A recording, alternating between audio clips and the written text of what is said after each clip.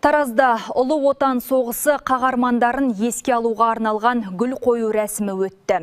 Жиылған жұрт майдан даласында қыршын кеткен боздақтарға тағзым етіп, батырлар рухына құрмет көрсетті. Толығырақ әріптесімнің бейне материалында.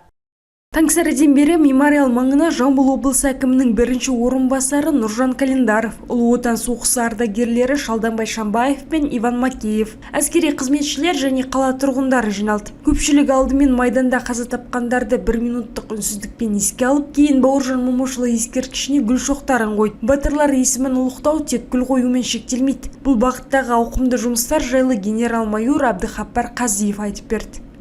Все организации, которые занимаются увековечением памяти наших отцов и дедов, они взаимодействуют и с моей организацией. Біздің ұйымымыз ата-бабаларымыздың есімін мәңгі есте қалдырумен айналысатын барлық ұйымдармен өзара байланыста жұмыс істейді. Кеше ғана генерал Рахимов көшесі бірінші мекенжайында орналасқан Кеңес одағының батыры елеусіз Жәнібекке арналған тақтаны ауыстырдық. Өкініштісі, тұрғындар ауысып жатыр. Қазіргі уақытта ол кісі туралы ешкім білмейді. Біз ұйымдасып жастарды жинадық. Оның өмірбаянын айтып бердік.